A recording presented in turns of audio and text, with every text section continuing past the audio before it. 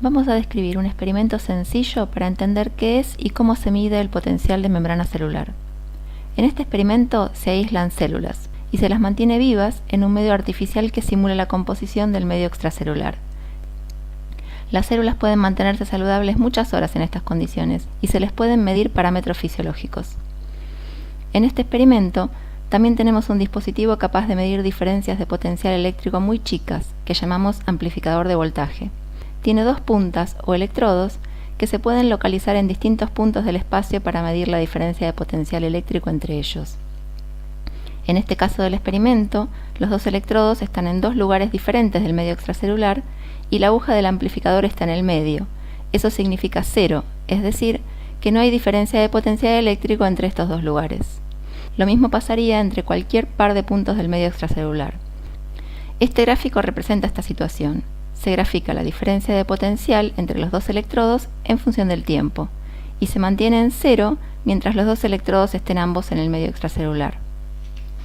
Si tomamos uno de los electrodos y lo insertamos en la célula atravesando su membrana, inmediatamente se detecta una diferencia de potencial eléctrico entre el interior y el exterior celular, que es negativa del lado interno. Esa diferencia de potencial se observa en todos los tipos celulares y para neuronas anda en valores cercanos a los menos 60 milivoltios. Esa diferencia de potencial puede mantenerse estable por mucho tiempo.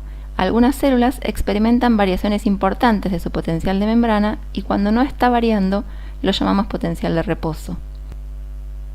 Para investigar las bases del potencial de membrana, fue útil generar sistemas artificiales que simulen las propiedades de las membranas celulares, que son semipermeables.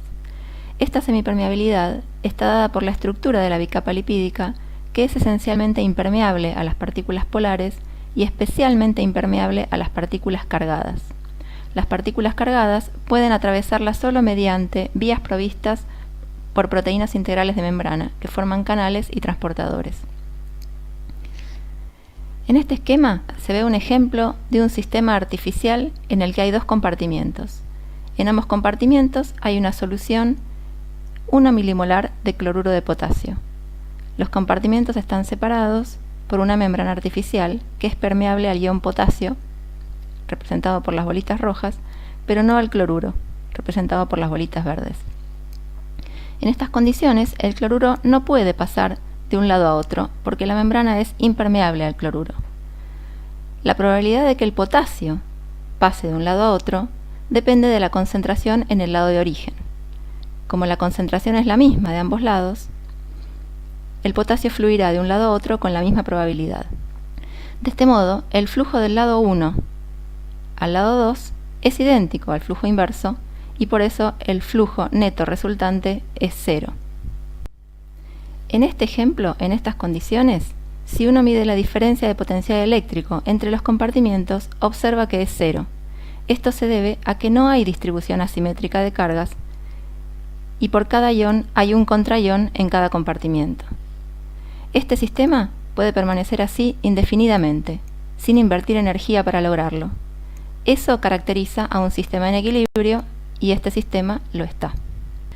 Veamos ahora un nuevo ejemplo en el que tenemos nuevamente dos compartimientos separados por una membrana permeable solo al potasio. En este ejemplo, a diferencia del anterior, la concentración de cloruro de potasio es 10 veces mayor en el compartimiento 1 que en el compartimiento 2.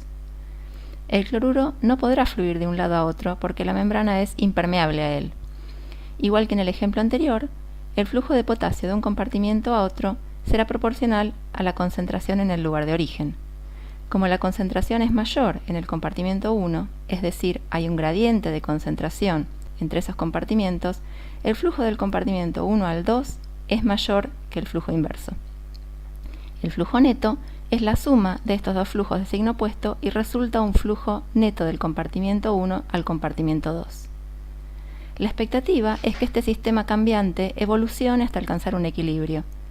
Si tanto el cloruro como el potasio pudieran fluir, se alcanzaría una concentración intermedia entre las dos concentraciones iniciales y la diferencia de potencial entre los compartimientos se mantendría siempre en cero. Pero ese no es el caso de este ejemplo porque solo puede fluir el potasio, y notemos que por cada potasio que fluye debido a su gradiente de concentración, se separa un par de cargas, la carga positiva del potasio se acumula en el compartimiento derecho y la carga negativa del cloruro se acumula en el compartimiento izquierdo. Eso hace que se establezca una diferencia de potencial eléctrico entre ambos compartimientos, negativa del lado 1.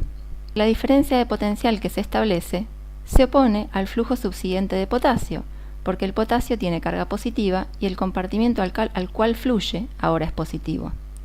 En este sistema se llega al equilibrio cuando el flujo de potasio debido al gradiente de concentración, que en este ejemplo es un flujo hacia la derecha, es idéntico y opuesto al gradiente eléctrico, que en este ejemplo produce un flujo de potasio hacia la izquierda. En este caso, el sistema se encuentra en equilibrio electroquímico.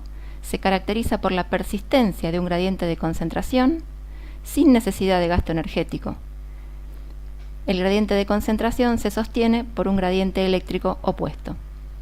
Es interesante también que para que se establezca la diferencia de potencial debida al flujo de potasio, es suficiente con un flujo relativamente chico de potasio, a tal punto que se puede considerar que las concentraciones no cambiaron. La diferencia de potencial que se establece en el equilibrio cuando una única especie iónica es la que fluye a través de una membrana semipermeable se puede formalizar matemáticamente. A esa diferencia de potencial entre los compartimientos 1 y 2 la vamos a llamar potencial de equilibrio, que en este caso es el del potasio. Se puede describir con esta expresión. Depende de las concentraciones a uno y otro lado de la membrana. También depende en forma directa de la temperatura, porque a mayor temperatura, mayor es la movilidad de las partículas y su tendencia a fluir debido al gradiente químico, con lo cual el gradiente eléctrico que la compensa es también mayor. También depende de la carga de la partícula que fluye, representada por Z. Imagínense que si el ion que hubiera fluido en nuestro ejemplo hubiese sido el cloruro, el potencial de equilibrio del cloruro en ese caso habría tenido signo opuesto, y esta ecuación lo contempla. F es la constante de Faraday, que es un factor de conversión entre la cantidad de partículas y la cantidad de carga eléctrica que ellas llevan. A esta ecuación la conocemos con el nombre de ecuación de Nernst. Van a encontrar otras formas de esta ecuación, que expresan el logaritmo en base 10 o que dan por sentado el valor de la temperatura. Recomendamos esta expresión, que es bien general. Si calculamos el potencial de equilibrio o potencial de Nernst del potasio para nuestro ejemplo, resulta menos 61 milivolts. Es muy útil tener presente de dónde proviene el signo de este potencial y qué significa. El signo lo determinan dos cosas en esta ecuación. Una es el signo de la carga. En nuestro ejemplo, la carga del potasio es positiva, así que no viene de ahí. El logaritmo da negativo si la relación de concentraciones es menor que 1. En este caso es así, porque el compartimiento 2 tiene menos concentración que el compartimiento 1. Por eso resulta un potencial de equilibrio negativo para el potasio. ¿Qué significa? Como definimos la diferencia de potencial del lado 1 menos el potencial del lado 2, esto quiere decir que el potencial del lado 2 es más alto que el del lado 1, es decir, que es el lado más positivo.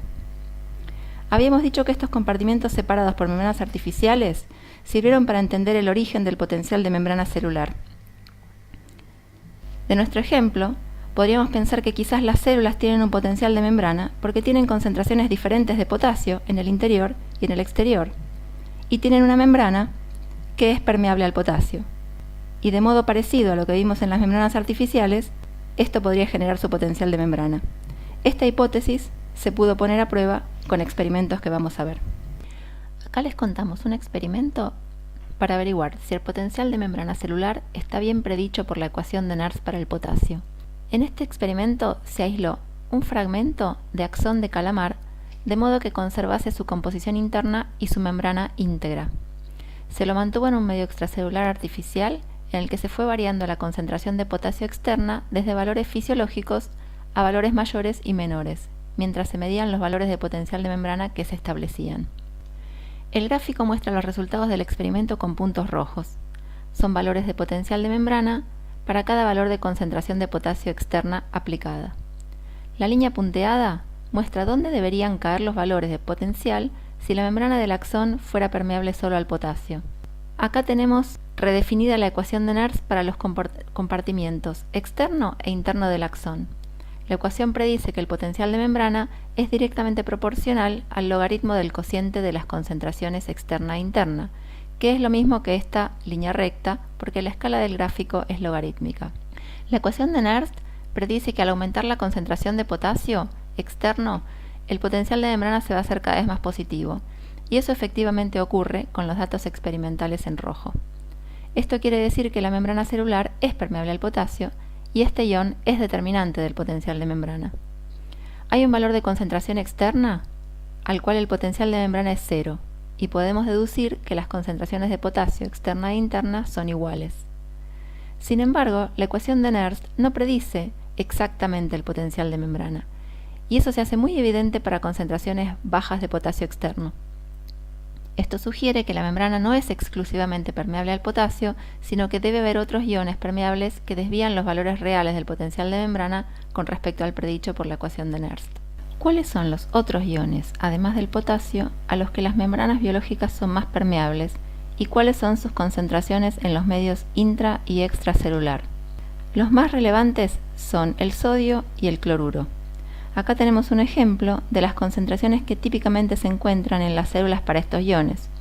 Las concentraciones de sodio y cloruro son altas en el medio extracelular y bajas en el medio intracelular, mientras que las de potasio son altas en el medio intracelular y bajas en el medio externo. Notemos la presencia de proteínas no permeables en el interior celular, que mayormente tienen carga negativa. Como vimos en los ejemplos anteriores, la presencia de iones no permeables es esencial para el origen de los gradientes iónicos de los iones permeables, y en las células las proteínas no permeables con carga negativa juegan ese papel. Si calculamos el potencial de equilibrio para cada uno de estos iones usando la ecuación de Nernst, vamos a llegar a estos valores. Son todos distintos. Esto significa que no hay un valor de potencial de membrana al cual todos pueden estar en equilibrio para estas concentraciones. Ya vimos que a concentraciones de potasio extracelular fisiológicas, el potencial de membrana es negativo y que no es tan negativo como el potencial de equilibrio del potasio. Esto es muy importante y nos dice que el potencial de membrana no es el potencial de equilibrio del potasio y evidentemente no es el del sodio. Esto implica que estos iones van a estar fluyendo permanentemente según su gradiente electroquímico. El sodio va a tender a entrar a la célula porque está más concentrado afuera y además el interior negativo lo atrae. El potasio va a tender a salir de la célula porque está más concentrado adentro y el potencial no es tan negativo como el potencial de equilibrio como para poder compensar la tendencia a salir debido al gradiente de concentración. ¿Cómo podemos saber cuál será el potencial de membrana de una célula dadas estas composiciones de los medios intra y extracelular? Resulta intuitivo que aquellos iones más permeables, el potasio y el cloruro, que tienen mayor capacidad de fluir, impulsarán el potencial de membrana hacia sus valores de equilibrio. La ecuación de Goldman, Hodgkin y Katz, llamada así por los apellidos de quienes la formularon, permite predecir el valor del potencial de membrana en base a las concentraciones externas e internas de los iones más relevantes, potasio, sodio y cloruro. Esta ecuación no describe un estado de equilibrio, sino un estado estacionario, que se caracteriza por un flujo neto de iones igual a 0. Esto implica que el potencial de membrana no cambia, ya que no fluye carga neta de un lado a otro de la membrana, a pesar de que sí hay flujo neto para cada ion individual. Si los iones sodio y potasio no están en equilibrio y permanentemente fluyen, siguiendo sus gradientes electroquímicos, estos gradientes no tardarían en disiparse. Sin embargo, eso no pasa en las células. Esto es porque los gradientes se restablecen mediante una bomba proteica integral de membrana, la ATPasa de sodio y potasio, que intercambia estos iones restableciendo sus gradientes electroquímicos con gasto energético. Como la estequiometría del transporte en esta bomba es de 2 iones potasio que entran por cada 3 iones sodio que salen, es electrogénica, es decir, genera separación de carga a ambos lados de la membrana, haciendo el interior celular más negativo que lo que se observaría inmediatamente luego de frenar su funcionamiento.